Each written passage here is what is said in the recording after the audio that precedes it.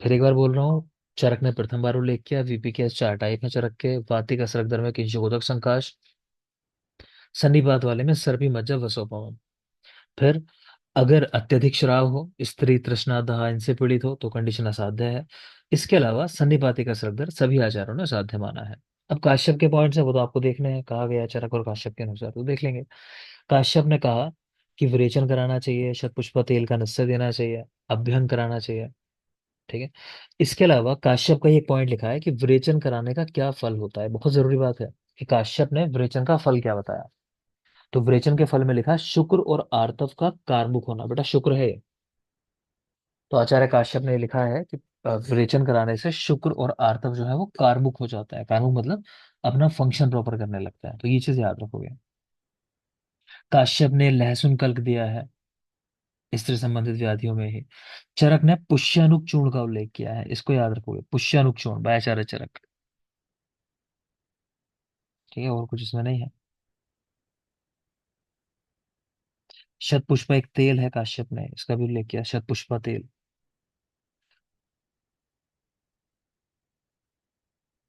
प्रमुख योगों की बात हुई है तो प्रदर रिपुरस यहाँ देख पा रहे हो, प्रदर रिपुरस।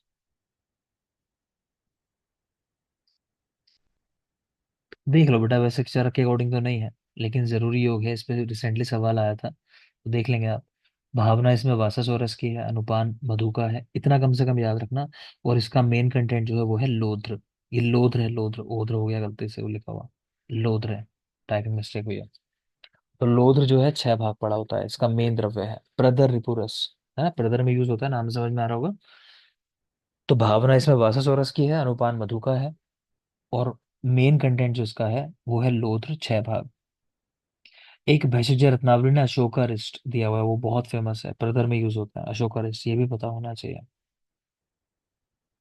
एक बोल परपटी है योग रत्नाकर के अनुसार।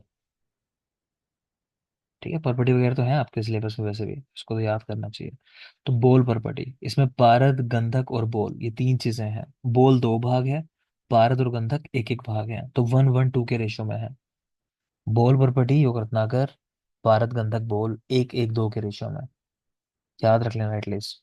अनुपान है इसका मधु और शर्करा, बोल परपटी का मधु और शर्करा अनुपान है। ठीक है। बेटा थोड़ा सा फोकस करोगे चीजें यही याद हो जाती हैं, अदरवाइज टफ लगती हैं। मैं जब पढ़ाता हूँ कोशिश करता हूँ चीजों को 2-3 बार बोल दूं कि याद हो जाए। यहाँ भी मैंने बोल ही दी है आपको कि वातिक और सन्निपातिक असर कर देखना है, बस सन्निपातिक असर दर असाध्य है बता दिया आपको। योग में बोल परपटी आपको बताई, अशोकारिष्ट बताया, और प्रदर रिपुरस में कहा बस कि लोथ मेन कंटेंट है, वो मेन बात है, उतना याद रखेंगे। है ना, बाकी अपने लिए देख लो। बोल वरपटी के कंटेंट्स आपको याद होने चाहिए। भारत गंधक बोल 1:1:2 के रेशियो में है, अनुपान इसका मधु शर्करा है, क्योंकि आपके योग भी हैं। अभी जब मैं चरक चिकित्सा पढ़ाऊंगा तो वहां उसके साथ साथ वो योग दिखाऊंगा, आपके योग भी हैं सिलेबस में। ठीक है, तो वहीं पे योग देखना है चिकित्सा से संबंधित। नेक्स्ट चलिए। श्वेत प्रदर एक कंडीशन है, तो बृहत्तरी में तो कह रहे हैं कहीं भी इसका वर्णन है ही नहीं। जो चरक संहिता में पांडु असरक का एक उल्लेख आया है, कवच टाइप का जो प्रदर है मतलब, उसी के लिए चक्रपाणि ने टीका करते हुए श्वेत प्रदर शब्द का इस्तेमाल किया है। तो याद रखो बृहत्तरी में तो आया ही नहीं है हमारे श्वेत प्रदर कहीं भी। ठीक है। जो पांडु असरक का उल्लेख है चरक में, उसी को चक्रपाणि ने श्वेत प्रदर कह दिया। आचार्य काश्यप की अगर बात करें तो उन्होंने परिश्रुता नामक एक जात हारणी का उल्लेख किया है ना, उन्होंने जात हारणी अलग से दी है, एक टॉपिक है। तो उसमें परिश्रुता नामक जात हारणी दी है, जिसमें स्त्री स्त्री की योनि से निरंतर स्राव होता है, इसे श्वेत प्रदर के समकक्ष रखा गया है। तो ऐसा रख सकते हो कि परिश्रुता नामक जाथारणी है काश्यप की, जिसको श्वेत प्रदर के समकक्ष रख सकते हैं। चिकित्सा की बात कर लें इसमें, तो पढ़ लोगे, अगेन सवाल नहीं आते इस पे भी। ऐसा पूछ सकता है कि इनमें से किसका प्रयोग प्रदर रोग में करते हैं, तो तंडुलोदक, तंडुलियक। ठीक है, दोनों इस्तेमाल होता है। प्लस एक आ जाता है एग शेल के ऊपर। ये पॉइंट तो आपने वहां भी देख लिया होगा। कहाँ? रसशास्त्र में। वहां भी आपको बताया कुक्कुट त्वक, तो वो प्रदर रोग में यूज होते हैं, तो वो स्पेशली याद रखना। 3 चीजें बोल रहा हूँ, लिख लो चाहो तो अलग से यहीं पे। तंडुलोदक, तंडुलियक और कुक्कुट त्वक, लिख लेंगे। तंडुलोदक को देख ही पा रहे हो, 3 ही याद रखने हैं ना, बाकी नहीं पूछता कुछ भी। तंडुलोदक, तंडुल का पानी यानी तंडुलियक मतलब चौलाई जो होती है, और तीसरा एग शेल, कुक्कुटांड त्वक, इसकी भस्म। तो ये तीन चीजें हैं जो प्रदर में इस्तेमाल होती हैं। बाकी और काफी कुछ लिखा है, जल्दी से पढ़ लेते हैं। तो चिकित्सा में तंडुलोदक के साथ चक्रमर्द मूल का प्रयोग, रोहितक मूल कल्प का जल के साथ पान करना, आमलकी के बीजों का प्रयोग, दार्व्यादि क्वाथ, लोध्र कल्क, न्यग्रोध्र त्वक कषाय से पीने के लिए लिख रहे हैं, कुक्कुटांड त्वक, ये तो है ही जरूरी, ऊपर तंडुलोदक आपको बताया मैंने।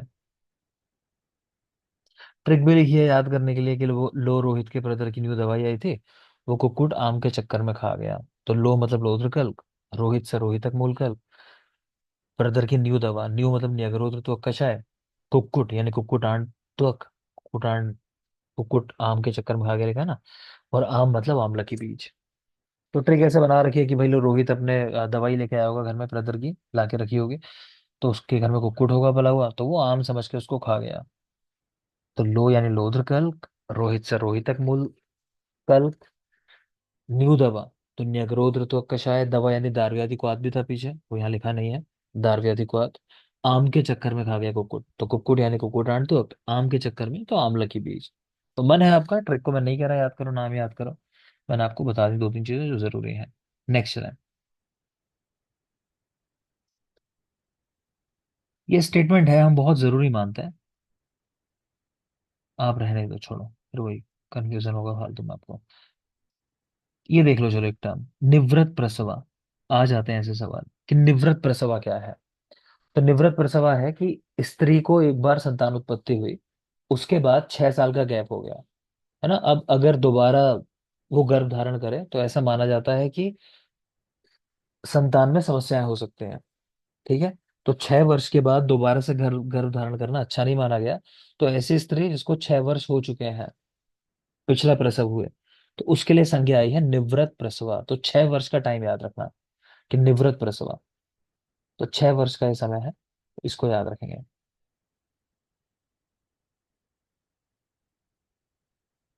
ठीक है, अच्छा ये सब आपसे नहीं कहा गया याद करने को, तो इसमें नहीं जाएंगे हम लोग। यहाँ देखो आप, गर्भिणी के लिए क्या नियम है वो देख लेंगे, ये भी है आपके यहाँ, गर्भिणी के क्या नियम है, मतलब गर्भिणी के लिए, रजस्वला के लिए, और उससे पहले भी लिखे हुए हैं। देखिए चलिए, गर्भिणी के लिए नियम, इसको ध्यान से देखना, ये मेन टॉपिक है आपका, क्योंकि बाकी दोनों जो कंडीशन है वो इतनी जरूरी नहीं है। मतलब ये जो आपको रजस्वला चर्या कही गई है ये, और जो प्रसूति चर्या है चलो इसमें भी कुछ जरूरी है, लेकिन सबसे जरूरी यही है गर्भिणी चर्या, इस पे ही मेन फोकस करना है। रजस्वला चर्या में कुछ खास नहीं है, प्रसूति चर्या और गर्भिणी चर्या पे ही फोकस करना है आपको, तो देख लोगे। और मेन पॉइंट यही है उसका, गर्भिणी चर्या का। तो पहला तो शुक्ल वस्त्र धारण करे स्त्री, शुक्ल व्हाइट कपड़े पहनने की बात आई है। ना चा अभीक्षणम तेल अभ्यंग उत्सादनम, कि अत्यधिक मात्रा में तेल का अभ्यंग नहीं करना, उत्सादन नहीं करना, ठीक है। और प्रसूति होने तक हृदय, द्रव, मधुर प्राय, स्निग्ध, दीपनीय, संस्कृत सुसंस्कृत भोजन करना चाहिए। मतलब कि पूरा जो प्रेगनेंसी का पीरियड है उस समय में ऐसे द्रव्य लेने हैं जो हृदय के लिए अच्छे हो, मतलब हृदय जिनको मन करता हो खाने पीने का, ठीक है। जिनको नहीं पता है, इसका एक कॉन्सेप्ट है बेटा, कि चरक के अनुसार जैसे तीसरा वहा है, वो अवस्था मानी गई है द्वि हृदय अवस्था। तो उसका मतलब है स्त्री में उस समय दो हृदय आ जाते हैं, एक अपना, और जो गर्भ है कि उसमें भी उसकी भी इच्छाएं जागृत होने लगती हैं।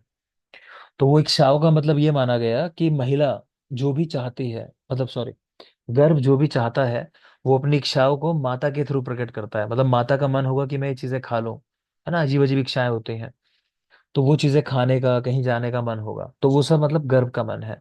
तो यानी कि उसको उनकी जरूरत है।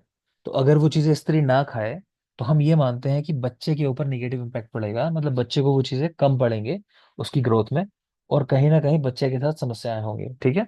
तो द्विहृदय अवस्था को पूर्ण करना जरूरी माना गया है, अगर उसको पूरा नहीं करते तो बच्चे में फिर बहुत सारी कंडीशंस कही गई हैं, ठीक है। तो याद रखना, तो वो होती है द्विहृदय एक्सक्यूज अवस्था। मी सर, हाँ बोलो। इसका मीनिंग बता दीजिए, न च भिक्षते लभ्यंग उत्सादना। मतलब है कि बहुत अधिक तेल का अभ्यंग करना शरीर पर, है ना। आप आगे चलकर, क्योंकि आपके सिलेबस में नहीं है मैं पढ़ाऊंगा नहीं, पर बता देता हूँ। देखो गर्भिणी अगर तेल का अधिक प्रयोग करती है, अभ्यंग वगैरह करती है, कुछ लोग को शायद याद होगा क्या हो जाता है मंजीता, तेल अभ्यंग करने से बालक में क्या समस्या हो जाती है? और कोई? देवांगी बता सर रही है। सर पुष्ट पुष्ट हो होगी पुष्टि जाता है। और पेट सर पुष्टि पे होता है वाला। पुष्ट हो पुष्ट जाता हो है। सर जाता है। पे। खुश हो जाता है बेटा, है ना। तो आगे ना कुछ इस तरह पॉइंट्स बताए हुए हैं, अगर आप पढ़ोगे तो, कि तेल अभ्यंग करने से कुष्ठ हो जाता है। अगर स्त्री ज्यादा केश सही करती है, कंघी इत्यादि करती है, तो बच्चे के बाल नहीं होते। हंसती है तो बालक के दांत बाहर निकले हुए होते हैं, मतलब। ठीक है। तो इस तरह की बातें लिखी हुई हैं, तो वो चीजें मना कर दी उन्होंने, इसलिए कह रहे हैं अत्यधिक मात्रा में तेल का प्रयोग, तेल का अभ्यंग नहीं करना चाहिए, उत्सादन नहीं करना है ना। जैसे लोग उपटन वगैरह लगाते हैं, उस तरह की चीजें कि वो नहीं करनी है अधिक। तो ये सारे रूल जो है फॉलो करने हैं प्रेगनेंसी के टाइम में। और इसके अलावा हृदय द्रव यानी लिक्विड डाइट लेनी है, डाइजेस्ट इजीली हो जाती है। ठीक है। मधुर आहार लेना है। अब सबके बेटा इंटरप्रिटेशन है, मैं कहूंगा तो बहुत टाइम लग जाएगा, मैं कर नहीं रहा, है ना। इसमें फिर कंडीशन है क्यों मधुरी लेना है, सबके आंसर है, मगर हम बात नहीं करेंगे उतना डिटेल में। खैर, आप फिलहाल इतना याद रखो, हृदय द्रव मधुरप्राय स्निग्ध दीपनीय सुसंस्कृत भोजन लेना है। ठीक है। यहाँ देख रहे हो गर्भिणी मासुनुमासिक परिचर्या। तो वैसे तो सुश्रुत की बहुत जरूरी मानी जाती है, लेकिन हमारे यहाँ क्योंकि चरक के लिए कहा गया है, चरक का शब्द, तो आप सिर्फ पहले वाली जो है टेबल, इसके ऊपर फोकस करना। आगे सुश्रुत हारित की क्या है उस पर नहीं करोगे फोकस। क्लियर। चरक वाली टेबल देखते हैं, देखते हैं क्या कह रहे हैं। तो 9 मास देख पा रहे हो। सबसे पहला काम तो एक काम कर लो, चरक के सामने लिख लो कि चरक के अनुसार जो समय है, मतलब गर्भावस्था का, या कह लो कि डिलीवरी का जो समय है वो कब माना गया, तो लिख लेंगे नौवा 10वां मास, ऐसा लिख लो।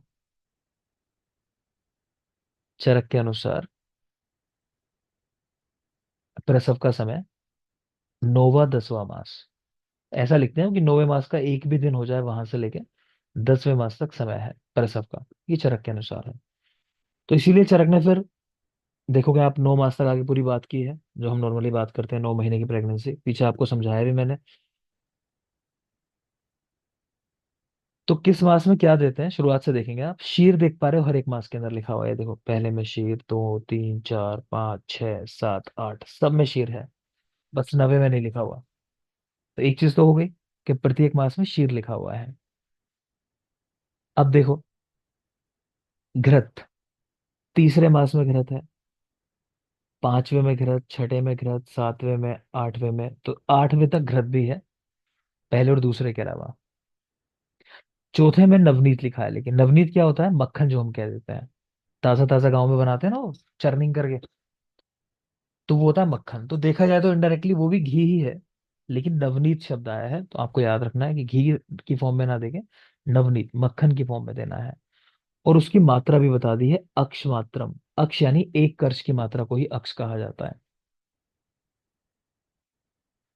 ठीक है। इसके अलावा देख रहे हो, 8वें मास में चरक ने यवागु देने की बात की है, 8वें मास में यवागु। और 9वें मास में अनुवासन बस्ती और योनि पिचू की बात की है, 9वें मास में अनुवासन बस्ती और योनि पिचू की बात की है। एक बार फिर से देखेंगे क्योंकि याद करना है।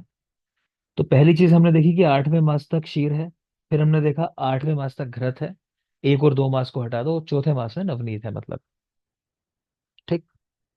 अब देखिए जरा, तो पहले मास में शीर था, लेकिन वो कैसा था, अनुप संस्कृत, यानी कुछ भी द्रव्यों से उसको सिद्ध नहीं किया, बस प्लेन शीर है। दूसरे मास में मधुर औषधियों से सिद्ध कर दिया शीर को, तो शीर लेना है लेकिन मधुर औषधियों से संस्कारित किया हुआ। तीसरे मास में तीन ही चीजें लिखी हुई हैं, तीसरा मास है, तीन चीजें लिख रहे हैं कि शीर के साथ घृत है, वो तो आप जानते हो, घृत भी होगा, मधु और जुड़ जाएगा, तो तीसरी चीज क्या जुड़ गई तीसरे मास में, तो मधु। चौथे मास में शीर के साथ नवनीत है, उसकी मात्रा पे भी सवाल आ चुका है, तो अक्ष मात्रा यानी एक कर्ष की मात्रा देनी है। फोर्थ मास में शीर प्लस नवनीत, और नवनीत भी कितना, अक्ष मात्रा में। 5वें मास शीर प्लस घृत, बात हो गई हमारी। 6ठे मास में देख लो आप, अगेन शीर है, घृत है और मधुर औषधियां हैं। 7वें मास में भी वैसे लिखा है, शीर घृत मधुर औषधियां। ठीक है, 6ठे 7वें में सेम ही है। 8वें में आ जाओगे, शीर घृत और साथ में यवागु दे दी, ये बहुत जरूरी बात है। और सवाल ये भी आ चुका है कि किस मास के आहार से गर्भ में पैंगिल्यता हो जाती है, मतलब गर्भ का जो वर्ण है वो चेंज हो जाता है, नॉर्मल स्किन कलर के बदले पिंगल वर्ण, थोड़ा सा गोल्डन कह लो आप, उस तरह का कलर हो जाता है बच्चे का। तो 8वें मास का आहार लेने पे ये चीज हो जाती है।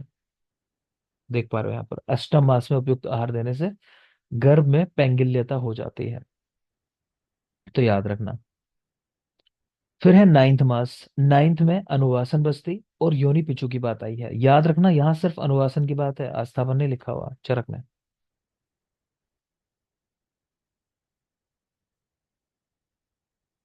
नेक्स्ट चलिए। चरक गर्भिणी 9वें मास में सूतिकागार में प्रवेश करे। तो नाइन्थ मास के अंदर उसको सूतिकागार, जो स्पेशल रूम बनाया गया है उसके लिए, उसमें एंटर करना है। आपको बता चुका हूँ कि चरक संहिता में कुमारागार सूतिकागार का उल्लेख कहाँ है, बताएगा कोई? चरक शारीर 8। शारीर स्थान। ठीक है ना? तो लास्ट चैप्टर जो है चरक का शारीर स्थान का, वहां पर, यानी तो याद रखेंगे शारीर 8। आगे चलें।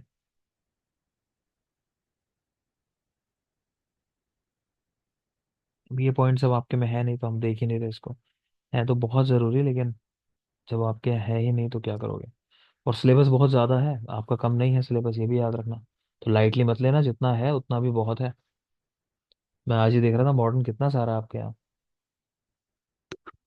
अच्छा, एक और बात है कि मतलब आप तैयार जिन चीज़ों के लिए रहोगे उनकी बात कर रहा हूँ। एक तो यूपी का मैंने आपसे बता दिया, एमओसीएच जल्दी आने वाला है। ठीक है, उसके लिए रेडी रहना। दूसरा, यहाँ एमपी के अंदर भी काफ़ी सारी वैकेंसीज आ सकती हैं, है ना? उसका नोटिफिकेशन शायद देखा हो आप लोगों ने, नहीं देखा मैं शेयर कर दूंगा। तो एमपी का भी एक नोटिफिकेशन आ रहा है वहाँ पे, जिलों में आयुष विंग के लिए। तो डॉक्टर्स रखे जा रहे हैं। ठीक है, तो वो भी वैकेंसी एमपी वाली, तो जल्दी हो सकता है आपको मिल जाए देखने को, तो उसकी इन्फॉर्मेशन मांगी गई है वहाँ भी। तो ये दो नोटिफिकेशन जल्दी आपको मिल जाएंगे, तो तैयार रहना जो एमपी के लोग हों वो भी थोड़ा सा। खैर, अगले पॉइंट पे आ जाते हैं। सूती का विज्ञान। तो पहले आपने देख सर। हाँ, बोले। हाँ सर, ये 8वें मास में स्थापना ये सुश्रुत के अनुसार है क्या, ये इलेक्ट्रॉनिक से? एक मिनट, कौन सा बोल रहे हैं पॉइंट? सर ये अनुवासन प्लस योनि पिछू है ना, से नीचे लिखा हुआ है 8वें मास में स्थापन, ठीक है, पुराण मल शोधन और अच्छा, वाता। हाँ हाँ, ये सुश्रुत के अनुसार है, चरक में तो है ही नहीं 8वें मास में स्थापन। सुश्रुत में है ना, इसलिए मैंने नहीं पढ़ा है उसको आपको। ठीक ठीक है है, सर। आप रहने दो, क्योंकि फिर पॉइंट वही है, ओवरलैप होंगे, आप समझ नहीं पाओगे, आंसर मिल जाएंगे। चरक वाली बात की है उन्होंने, हम उसी पे फोकस करेंगे बस। आगे चलिए बेटा।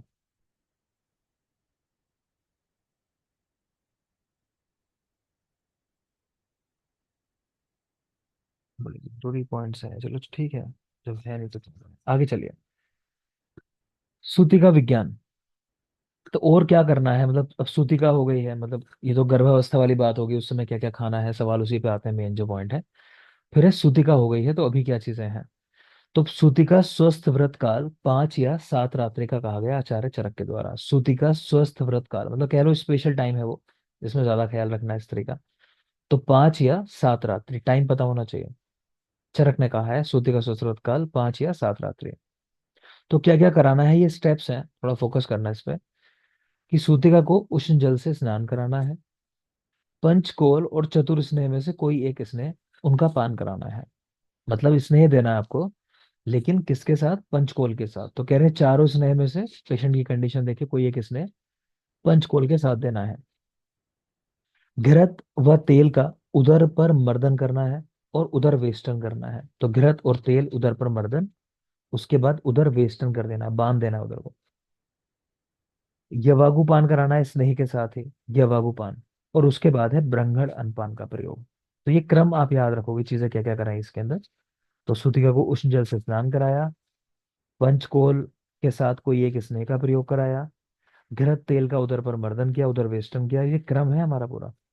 फिर यवागुपान, उसके बाद ब्रह्मण अनपान। ठीक है। काश्यप, प्रसव के बाद अपरापातन के बाद ही सूती का संज्ञा देनी चाहिए। कहने का मतलब यह है, सिर्फ गर्भ उत्पत्ति हो गई तो आप ये नहीं कहोगे कि सूतिका हो गई है स्त्री। कह रहे हैं, जब तक अपरापातन नहीं होगा, जब तक प्लेसेंटा बाहर नहीं आएगा, तब तक आपको सूतिका संज्ञा नहीं देनी स्त्री को। यानी कि सूतिका तभी कहलाएगी जब अपरा भी बाहर आ जाएगा। क्लियर? सूतिका काल, अब क्योंकि चरक में तो नाम आया नहीं है ऐसा कुछ टाइम, तो आप सुश्रुत का ही याद कर लो कि नॉर्मली सूतिका काल कितने दिन का होता है, तो 1.5 मास या पुनः आर्तव दर्शन तक। डिलीवरी के बाद 1.5 मंथ्स, तो 1.5 महीने का समय लगभग मानते हैं। ठीक है, या फिर पुनः आर्तव दर्शन तक। तो होता यह है कि बच्चे जो है मतलब डिलीवरी के बाद माताएं जो है बच्चों को स्तन्यपान करा रही होती हैं, तो उसकी वजह से भी कई बार एमनोरिया की कंडीशन डेवलप रहती है लगातार। तो कह रहे हैं या तो वो समय, या फिर मैं जब तक दोबारा से आर्तव स्राव काल प्रारंभ ना हो, मतलब आर्तव दर्शन ना हो, या तो वो टाइम, या फिर कह रहे हैं 1.5 मास का समय। तो 1.5 मास एक आइडियल टाइम माना गया है। चलो यही आप बता दो कि कितने टाइम पर बच्चों को अन्नप्राशन की बात आई है। काश्यप के अकॉर्डिंग सर 10 10 में मंथ है। वहां में 6 months और 10 months। 1 month sir. 10 माह है। 10 months। काश्यप के अनुसार, सर ठीक मैं है। बताऊं? हाँ बोलिए। 6 महीने पे सुश्रुत के अकॉर्डिंग। सर वाग्भट ने 6 मंथ में बता दिया है, काश्यप ने 6 मंथ में फलप्राशन और 10th में अन्नप्राशन बताया। चलो ठीक है, बस मैं वो चीज जानना चाह रहा था, आपको पता है नहीं पता 6 महीने वाली बात, है ना, कि बाकी लोगों ने 6 महीने पर अनुप्राशन की बात कही है, काश्यप ने छठे माह पे फलप्राशन की बात कर दी।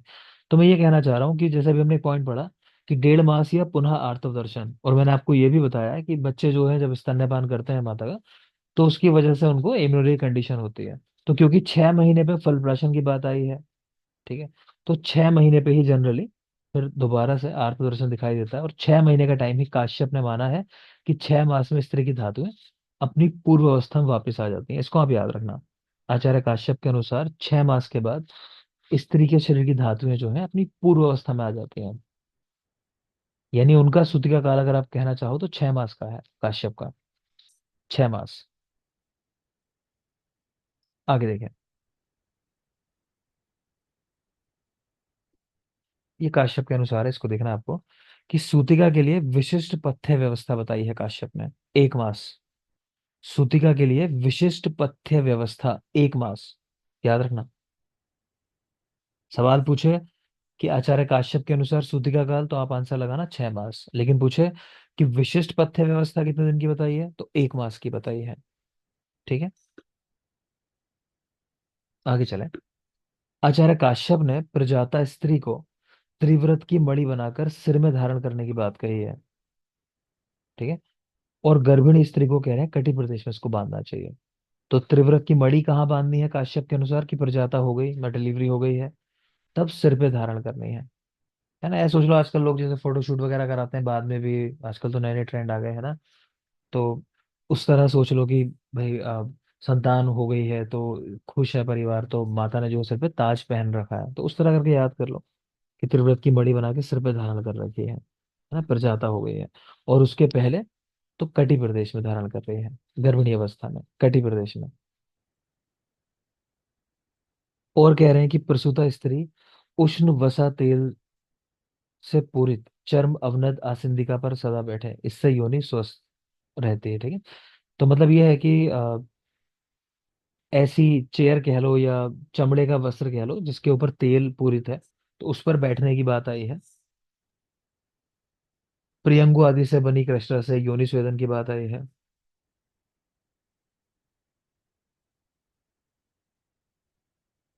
काश्यप ने प्रसूता को मंड का निर्देश किया है, जबकि योनि विकारों में मंड प्रयोग निषिद्ध किया है। काश्यप वाले पॉइंट जरूरी हैं, इन पर मार्क करते चलना, यही पढ़ना है आपको, काश्यप और चरक के जो भी है।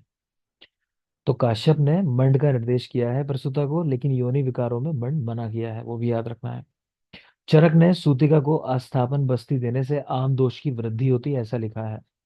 चरक ने सूतिका को आस्थापन बस्ती मना की है, कहने का मतलब यह है, अदरवाइज आम दोष की वृद्धि होती है।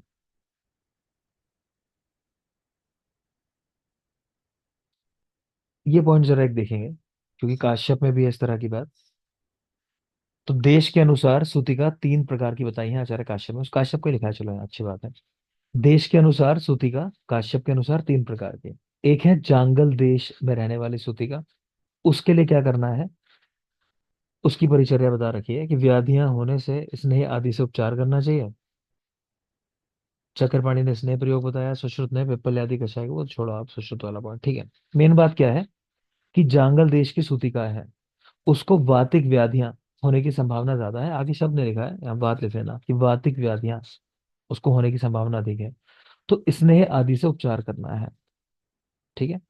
चक्रपाणी ने भी यही कहा है कि स्नेह का प्रयोग कराना चाहिए। ठीक।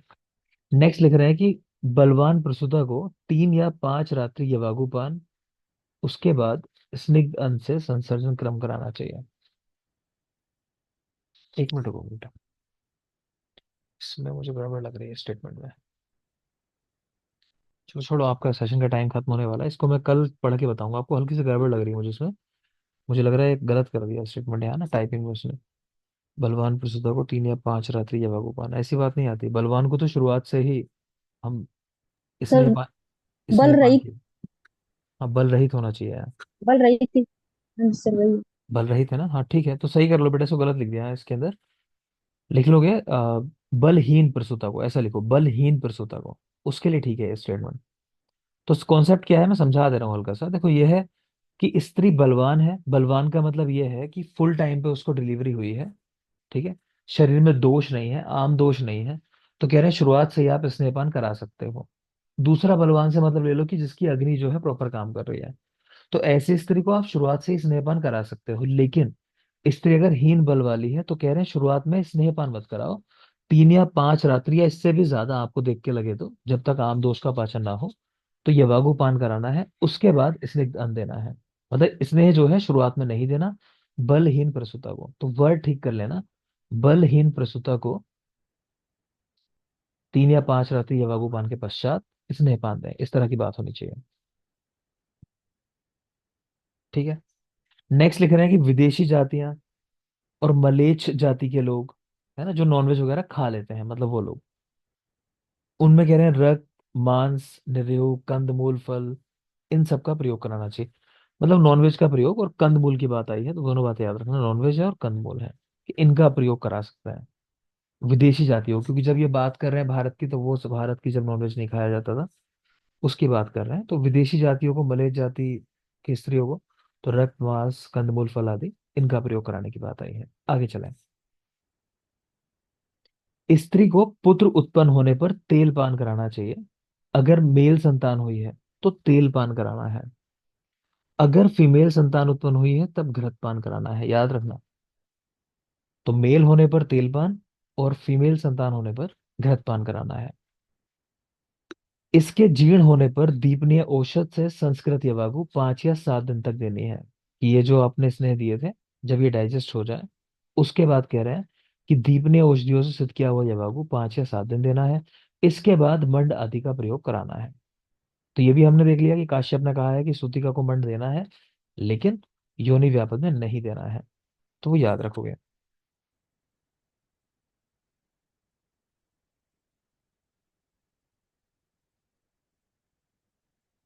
ठीक है, इतना रखते हैं, आपसे 1 2 सवाल कर लेते हैं, कल इसको बाद में आगे पढ़ता है कि आपने क्या याद किया जो कल लेक्चर दिए थे।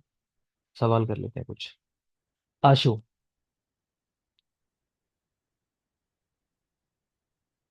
आशु, हाँ जी आचार्य चरक के अनुसार वातिक योनि व्यापक कितने हैं?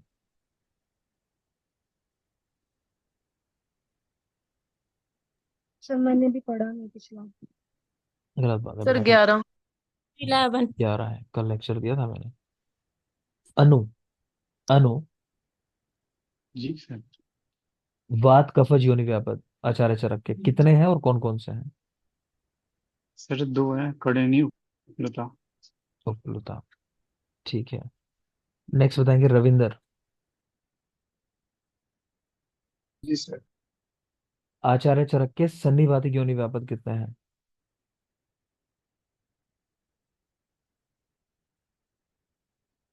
और कोई? सर एक एक ही सर है, एक ही है असाध्य। शनि ठीक है, काकज। एक ही एक है, ही है। कोई भेद नहीं बताया। ठीक है, रवि। Yes sir. आचार्य चरक के अनुसार, 1 मिनट, 21 के कर्ण ऊपर, वात पित्त योनि व्यापक कितना है?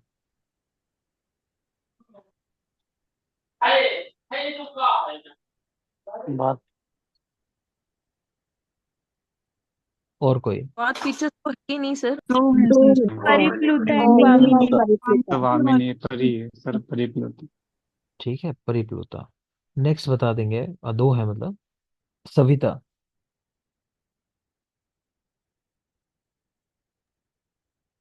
परिप्लुता योनि व्यापक के कैरेक्टर, कैरेक्टर पढ़ा दिया ना कल लेक्चर में थे।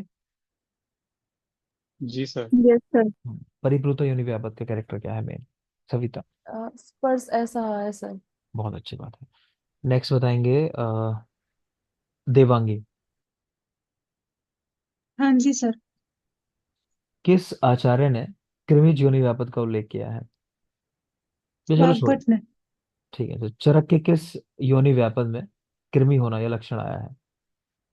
अचरणा। आचरणा। चलो अच्छी बात है। जिन लोग को बेटा याद नहीं है, याद कर लेना, मैं बार बार कह रहा हूँ। अब यहाँ से आपके पास लगभग 1 महीने का समय है, और मेरे पास पढ़ाने के लिए अब मॉडर्न टॉपिक्स हैं, सिर्फ मॉडर्न टॉपिक्स रह गए हैं। आयुर्वेद वाले लगभग लगभग हमने कर लिए हैं। ठीक है। चरक के चिकित्सा सूत्र हैं सर आपको। हाँ। एक बार वो मानस रोग की सर वो वीडियो शेयर कर दो। मानस की वीडियो नहीं दी है, मानस तो पढ़ाऊंगा मैं आपको, कल पढ़ाऊंगा जहाँ तक मानस रो। ठीक। पीडीएफ दी ठीक है है मैंने सर। उसके, है ना। ठीक है। ओके। तो बेटा अब ऐसा है कि मॉडर्न टॉपिक्स आ रहे हैं आपके अब कल परसों से, और लिखने का थोड़ा होगा उसके अंदर, क्योंकि कम कम एक ही दो दो पॉइंट है, वो करने हैं हमें। ज़्यादा नहीं लिखना पड़ेगा, परेशान मत होना। लेकिन मॉडर्न आ रहे हैं अभी, है ना, तो अपना आयुर्वेद वाला पार्ट स्ट्रॉन्ग रखो कि मॉडर्न जब आए तो आप तैयार हो उसके लिए पहले से ही। चलो थैंक यू, आज के लिए इतना रखते हैं, कल मिलेंगे।